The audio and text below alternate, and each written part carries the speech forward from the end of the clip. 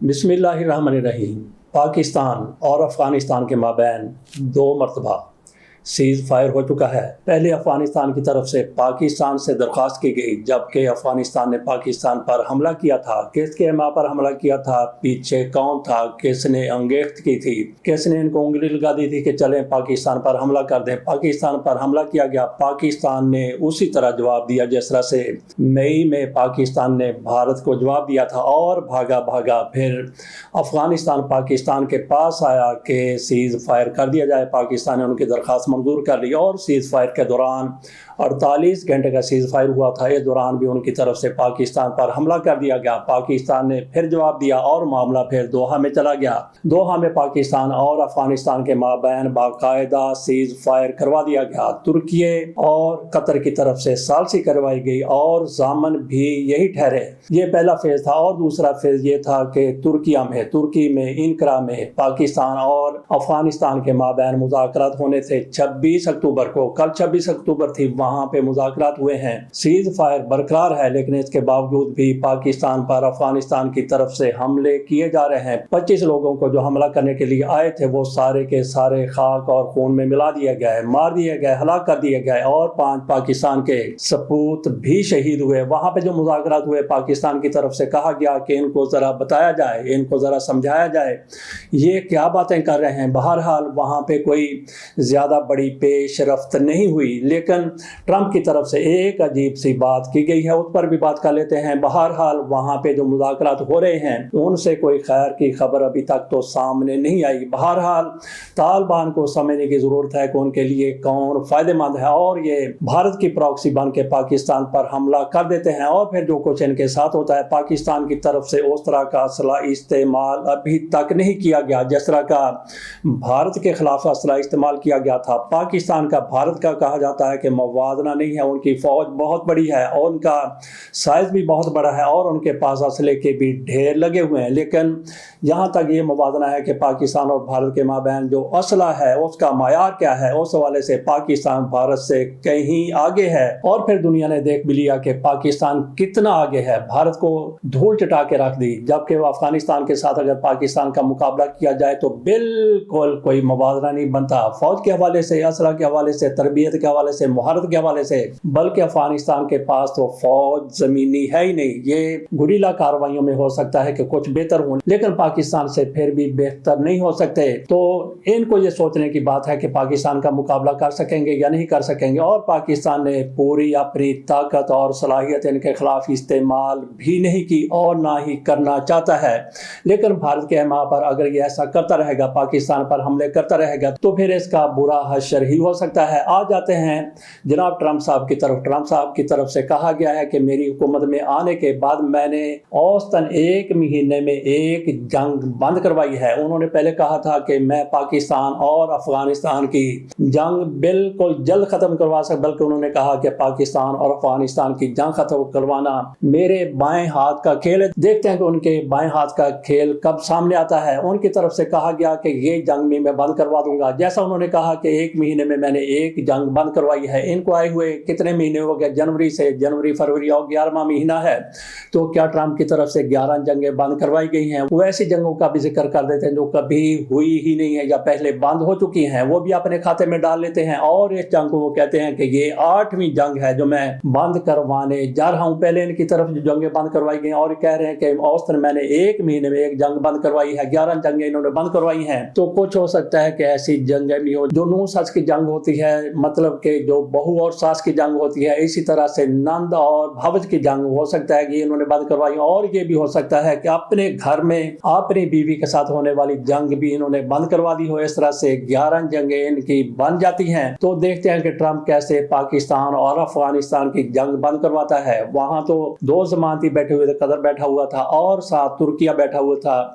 तुर्किया वाले भी अजीब हैं, पहले इनका नाम तुर्की था तो इन्होंने कहा कि कुछ लोग हमें انگریزی میں ٹرکی کہہ دیتے ہیں، تو ٹرکی ایک بطخ ٹائپ جانور ہے، تو اس سے لوگ ہمیں پرندے سے ملا دیتے ہیں، تو کہا گیا کہ ترکی بجائے ٹرکی کی بجائے اس کا نام ترکیہ کا لیتے ہیں، تو اب اس کو ترکیے کہا جا رہا ہے۔ دیکھتے ہیں کہ کہاں پہ جا کے اردوان صاحب ٹھہرتے ہیں۔ بہرحال انہوں نے پاکستان اور افغانستان کے مابین ثالثی کروائی، ضامن بھی بن گئے، تو ضامنوں کو پکڑا جائے تو ٹرمپ اگر ضامن بنیں گے، ثالث بنیں گے تو پھر کیا ہوگا؟ اس کو دیکھنے کی بات ہے کہ ٹرمپ کی کتنی بات افغانستان والے مانتے ہیں۔ چلتے ہیں اگلی خبر کی طرف۔ یہ ہے آزاد کشمیر، وہاں پہ پی ٹی آئی کی حکومت تھی، اب بھی وہی لوگ ہیں جو پی ٹی آئی کے ہیں۔ فارورڈ بلاک بنایا گیا تو ان کی مدد سے وہاں پہ حکومت بن گئی۔ پارٹی کس کی حکومت ہے؟ مسلم لیگ نون کی ہے، پیپلز پارٹی کی ہے، دونوں دعویٰ کرتے ہیں کہ ہماری حکومت ہے۔ اب تحریک انصاف کے فارورڈ بلاک میں سے ایک اور فارورڈ بلاک بنایا جا رہا ہے، تو اب سرا رکھا جا رہا ہے آصف علی زرداری کے سر، پیپلز پارٹی کے سر، یہ وہاں پہ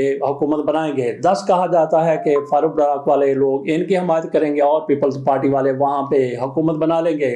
تو دیکھتے ہیں کہ یہ کتنا تیر مار لیتے ہیں۔ ابھی تو انہوں نے انوار الحق صاحب کے خلاف تحریک عدم اعتماد لانی ہے، اس کے بعد دیکھتے ہیں کہ تحریک عدم اعتماد کامیابی سے ہمکنار ہوتی بھی ہے یا نہیں ہوتی، کیونکہ انوار الحق کو بھی کہیں نہ کہیں سے پشت پناہی حاصل ہے۔ لیکن پاکستان میں یہ ہوتا ہے، آزاد کشمیر میں بھی اور گلگت میں بھی، جب تک پیچھے سے اشارہ نہ ہو حکومت نہیں بدلتی۔ تو آصف علی زرداری کے لوگ اگر سامنے آئے ہیں تو کوئی سوچ کر ہی سامنے آئے ہوں گے۔ تو دیکھ لیتے ہیں کہ وہاں پہ اب کس کی حکومت بنتی ہے، کس طرح سے حکومت بنتی ہے، کس طرح سے عدم اعتماد کی تحریک پیش ہوتی ہے، کس کی کتنی بولی لگتی ہے، کس کی کتنی قیمت لگتی ہے۔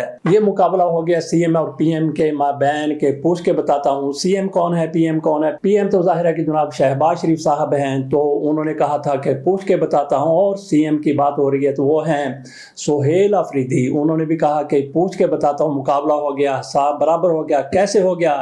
جب انہوں نے حلف اٹھایا تو وہ کہتے ہیں کہ مجھے شہباز شریف صاحب کا فون آیا، انہوں نے مجھے مبارکباد دی، تو میں نے کہا جناب بہت شکریہ، آپ نے مبارکباد دی ہے، تو یہ کیجئے کہ عمران خان سے میں ملاقات کرنا چاہتا ہوں۔ تو انہوں نے کہا کہ میں پوچھ کے بتاتا ہوں۔ یہ آپ کے پرائم منسٹر ہیں شہباز شریف صاحب، فارم 47 والے، ان کی طرف سے کہا گیا۔ اور شہباز شریف صاحب ماشاءاللہ سے اس دن وزیر اعظم پاکستان بنے تھے جب ان پر اور ان کے بیٹے پر فرد جرم عائد ہونی تھی، ایک ٹی ٹی، دوسری ٹی ٹی، ایک ارب کی ٹی ٹی، کئی ارب کی ٹی ٹی کے حوالے سے ان پر فرد جرم عائد ہونی تھی۔ فرد جرم عائد کرنے کے بجائے ان کو پاکستان کا وزیر اعظم بنا دیا گیا، اور انہوں نے کہا کہ میں پوچھ کے بتاتا ہوں۔ یہ سی ایم صاحب کہہ رہے ہیں، سہیل آفریدی کہہ رہے ہیں، ان کا یہ بیان ہے۔ تو اس کے بعد وہ کہتے ہیں کہ نہ ان کا فون آیا، نہ انہوں نے کسی سے پوچھ کے بتایا۔ انہوں نے کہا کہ مجھے کہا گیا کہ آپ اجلاس میں آئیں، وزیر اعظم صاحب اجلاس کی صدارت کریں گے، فیلڈ مارشل صاحب بھی موجود ہوں گے۔ تو میں نے کہا کہ میں اپنے وزیر اعظم سے، میں اپنے لیڈر سے پوچھ کے بتاتا ہوں۔ پی ایم نے کہا کہ میں آپ کی ملاقات کا پوچھ کے بتاتا ہوں۔ انہوں نے کہا کہ میں نے اجلاس میں آنا ہے یا نہیں آنا، میں وزیر اعظم عمران خان سے پوچھ کے بتاتا ہوں جو میرے لیڈر ہیں۔ اس طرح سے سی ایم کا اور پی ایم کا حساب برابر ہو گیا پوچھ کر بتانے کا۔ چلتے ہیں اگلی خبر کی طرف، چھوٹی سی خبر ہے لیکن انتہائی زیادہ افسوسناک خبر ہے۔ یہ ہے ارشد شریف صاحب کی والدہ کے حوالے سے۔ ارشد شریف صاحب کو قتل کر دیا گیا تھا، کینیا میں قتل کیا گیا، اور پاکستان میں جو شواہد پیش کیے گئے، وہاں پہ جو عدالت کی طرف سے فیصلہ کیا گیا، کینیا کی عدالت کی طرف سے فیصلہ کیا گیا کہ یہ اتفاقی موت نہیں ہے بلکہ یہ قتل ہے، اور سوچا سمجھا قتل ہے۔ انہوں نے اپنی پولیس کو، سپریم کورٹ جو کینیا کی، انہوں نے اپنی پولیس کو جرمانہ بھی کیا تھا جو ان کی والدہ کو ادا کیا جانا تھا۔ تو اس سے اندازہ کیا جا سکتا ہے کہ وہاں کی عدالت کی طرف سے کس طرح سے فیصلہ دیا گیا، اپنی ہی حکومت کے خلاف، اپنی ہی پولیس کے خلاف، اور ان کی والدہ یہاں پہ انصاف لینے کے لیے کس حد تک نہیں گئی، کہاں کہاں انہوں نے درخواست نہیں دی، کون کون سا دروازہ ان کی طرف سے نہیں کھٹکھٹایا گیا، لیکن ان کو ان کے کہنے کے مطابق انصاف نہیں ملا۔ اور کل 26 اکتوبر 2025 کو وہ انصاف کی انتظار کرتے کرتے اس دنیا سے چلی گئی، دنیا فانی کو انہوں نے خیر باد کہہ دیا۔ تو اللہ کے حضور جا کے وہ ہو سکتا ہے کہ انصاف کی درخواست کریں اور وہاں سے ان کو انصاف مل جائے۔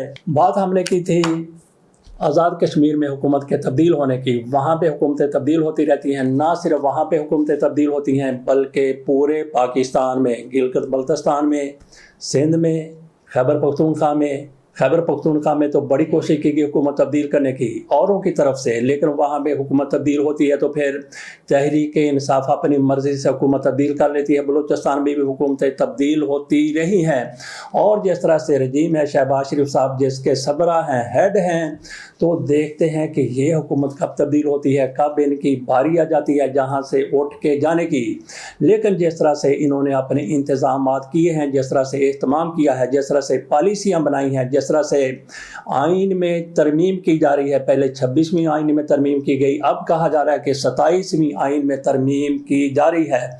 और उसके लिए भी आप देख लीजिएगा कि किस तरह से लाइन पे लाइन लग जाती है, और ये लोग किस तरह से तरमीम के हक़ में वोट देंगे। किस लिए वोट देंगे? क्योंकि इनको पता है कि अगर हमने तरमीम ना की, उनका कहना ना माना, जो तरमीम करना चाहते हैं, जो अपनी मर्जी का बहुत कुछ करना चाहते हैं, अगर उनका कहना ना माना तो फिर इमरान खान आ जाएगा। जैसे बच्चों को डराया जाता है कि पब्बू आ गया, वो पकड़ने वाला आ गया, वो राशा आ गया, वो फलां आ गया, बच्चे डर जाते हैं, या किसी और जानवर का कह दिया जाता है। इसी तरह से इनको डराने के लिए दिखावा दिया जाता है, डरावा दिया जाता है कि अगर आप लोगों ने हमारे साथ तावन ना किया तो फिर इमरान खान आ जाएगा, इमरान खान आ जाएगा। जैसे ही इनको बताया जाता है इमरान खान आ जाएगा तो फिर इनको वो दिन याद आ जाते हैं। आसिफ अली जरदारी, फरियाल तारपुर, मियां नवाज शरीफ, शहबाज शरीफ, ख्वाजा आसफ, ख्वाजा सादर फीक, राना सनाउल्लाह, फलां जितने भी हैं, मरियम नवाज शरीफ साहिबा, सारे के सारे इमरान खान के दौर में, इमरान खान के आने से कुछ देर पहले जेलों में रहे थे।